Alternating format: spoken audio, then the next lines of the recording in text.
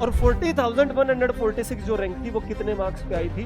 511 marks पे आई थी। यानी जो हमारी कट ऑफ थी वो पहले राउंड में 511 थी अनरिजर्व्ड।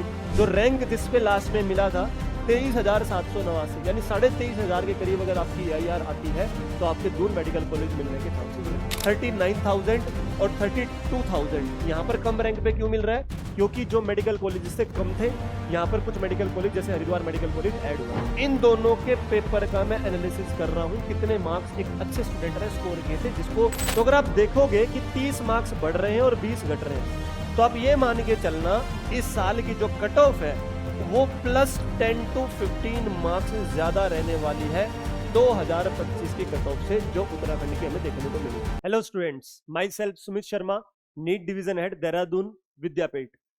तो स्टूडेंट्स, आप सबको जिन्होंने इस साल नीट दिया है, जिनके एक एक्सपेक्टेड मार्क्स जो 500 प्लस बन रहे हैं या फिर कैटेगरी में 400 प्लस बन रहे हैं, तो आप लोगों को, आपके पेरेंट्स को और हम सब टीचर्स को एक ही चीज का वेट है, वो है 2026 री नीट की कट ऑफ क्या रहने वाली है।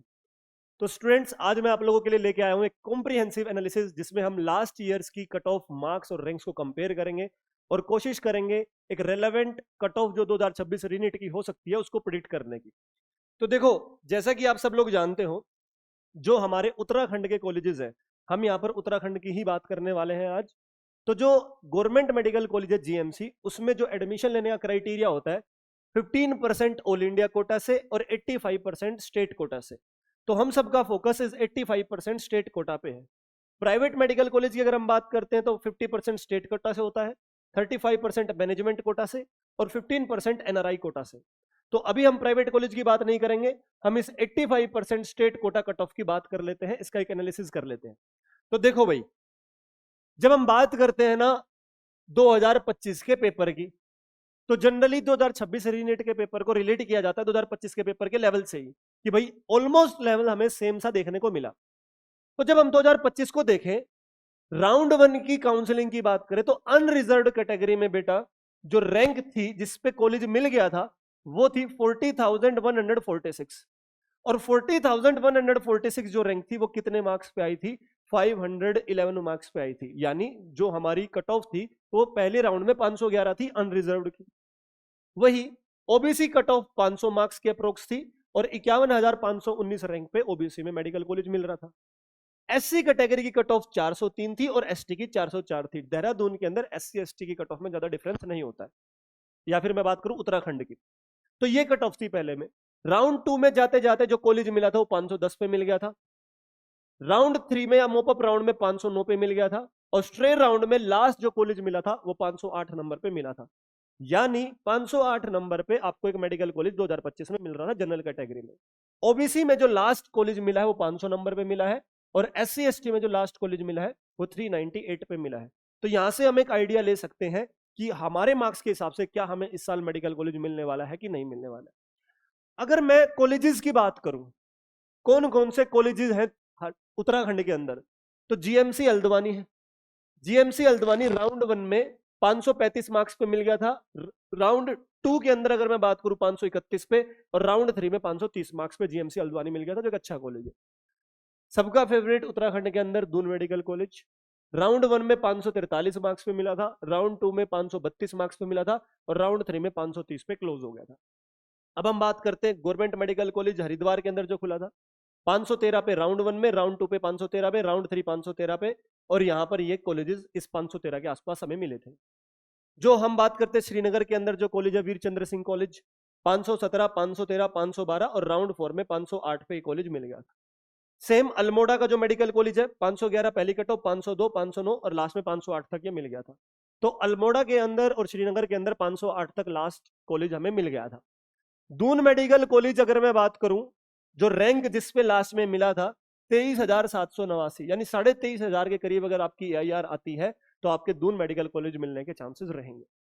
वहीं दूसरी कैटेगरीज में बात करूं एससी और एसटी कैटेगरी में, एससी कैटेगरी में जो हल्द्वानी का कॉलेज मिला है 430 मार्क्स तक मिला है, एसटी में 416 मार्क्स तक मिला है। Doon medical college SC category के अंदर लास्ट राउंड में 397 तक मिला था, और एसटी कैटेगरी में 419 पे मिला था।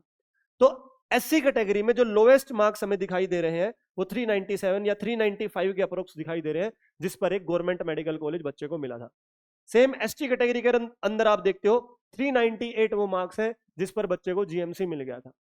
तो अब इस साल की अगर हम कट ऑफ की बात करें बेटा, इस साल की कट ऑफ की बात करने के लिए हम लास्ट 3 साल की कट ऑफ ले लेते हैं, 2025, 2024 और 2023।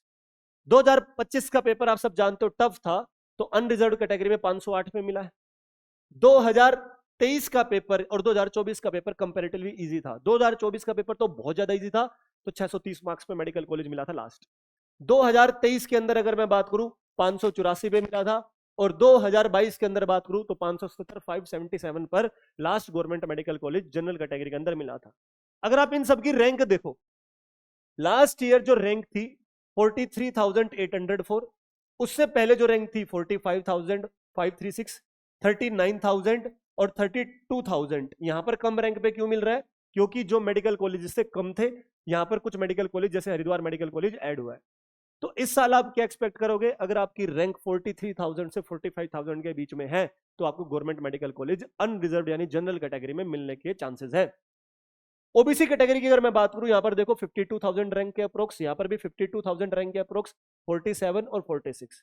तो अगर ओबीसी में आपकी रैंक 52,000 के अप्रोक्स आती है तो आपको मेडिकल कॉलेज मिलने के पूरे चांसेस है। एससी कैटेगरी में अगर आप देखो, यहां पर हम बात करें 2,19,130, उधर 2,39,000, 2,13,000, तो इसी के बीच अगर आपकी रैंक आती है 2,20,000 के आसपास आती है, देयर आर हाई चांसेस कि आपको मेडिकल कॉलेज मिल जाए। Same goes for ST, ST के अंदर 2,14,000, 2,35,000। यानी एससी और एसटी कैटेगरी में अगर आपके मार्क्स 2025 में 395 और 398 थे तो आपको मेडिकल कॉलेज मिल रहा था। तो इन सब बेसिस से हम क्या एक्सपेक्ट कर सकते हैं इस साल की कट ऑफ को? क्योंकि आपको एक चीज देखने को मिल रही है कि जनरल कैटेगरी में जो रैंक है वो सेफ रैंक 43,000 से 45,000 के बीच, ओबीसी में 52,000 50,000 के आसपास, एससी और एसटी कैटेगरी में 2.25 लाख के करीब जो रैंक है वो एक सेफ रैंक की तरह निकल के आ सकती है। तो सर ये जो रैंक्स है इस साल हम कितने मार्क्स पे एक्सपेक्ट कर सकते हैं, उसका एनालिसिस हम इस बार कर लेते हैं। देखो, अगर आप 2026 के रीनीट की बात करते हो तो क्या 2026 के रीनीट का लेवल 2025 से टफ था? अगर आप मेरे से पूछोगे, ओवरऑल लेवल टफ नहीं था। हम सब्जेक्ट वाइज एनालिसिस कर लेते हैं। मैंने कहा नीट 2025 और एक तरफ मैं लिख लेता हूं रीनीट 2026। इन दोनों के पेपर का मैं एनालिसिस कर रहा हूं, कितने मार्क्स एक अच्छे स्टूडेंट ने स्कोर किए थे जिसको मेडिकल कॉलेज जस्ट मिल रहा था। मैं टॉपर की बात नहीं कर रहा हूं। नीट 2025 में अगर आप देखो, फिजिक्स के अंदर जो लेवल था वो काफी टफ था। कुछ क्वेश्चंस ऐसे थे जो बच्चों से सोल्व हो ही नहीं सकते थे एग्जाम के अंदर। तो वहां पर जिस बच्चे को सिलेक्शन जस्ट मिला था उसके मार्क्स आ रहे थे 80 मार्क्स के करीब। और इस पेपर के अंदर फिजिक्स के अंदर ही वो बच्चा स्कोर कर ले रहा है 95 के अप्रोक्स, क्योंकि ये पेपर भी टफ था फिजिक्स का, बट स्टिल सोल्वेबल था। कुछ क्वेश्चंस ऐसे थे जो बच्चे सेलेक्ट करके अच्छे से सोल्व कर पा रहे हैं।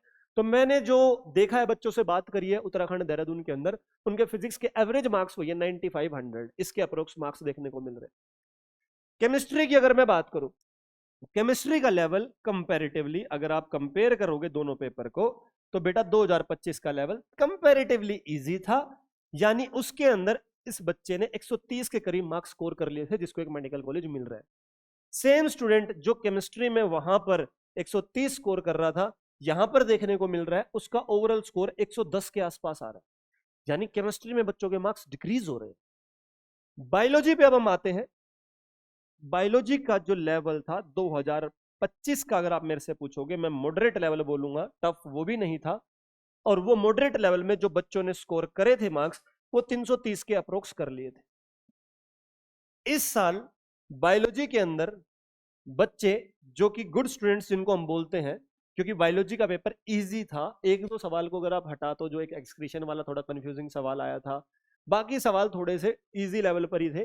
तो इस पेपर के अंदर मैं एक्सपेक्ट कर रहा हूं एक नॉर्मल स्टूडेंट आराम से 345 नंबर स्कोर कर सकता है।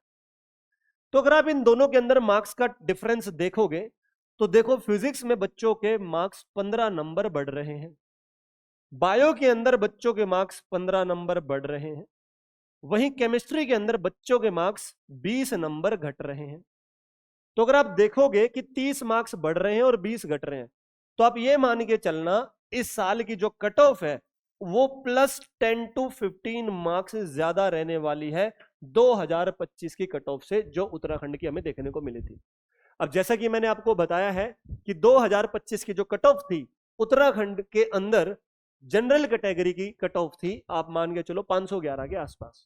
तो अगर आप इसमें 15 नंबर प्लस करते हो तो आपको general category cut off Uttarakhand में 525 से 530 नंबर पर देखने को मिल सकती है। और अगर आपके मार्क्स 550 है या उससे ऊपर है तो आप बिल्कुल सेफ साइड पे हो बेटा।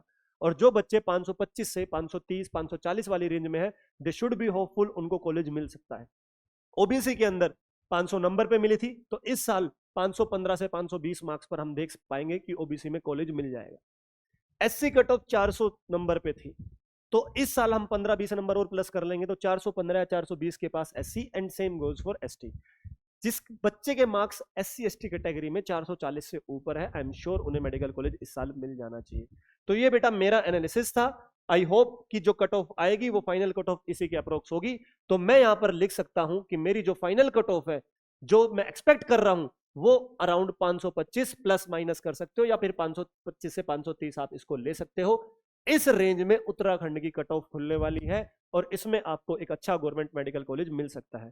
And I am very hopeful, आप सब लोगों ने अच्छा किया है बेटा, ऑल द वेरी बेस्ट। बढ़िया से रिजल्ट का वेट करते रहो और मैं उम्मीद करता हूं कि आपको एक अच्छा मेडिकल कॉलेज मिल जाएगा और you will be a doctor in future. Thank you बच्चों।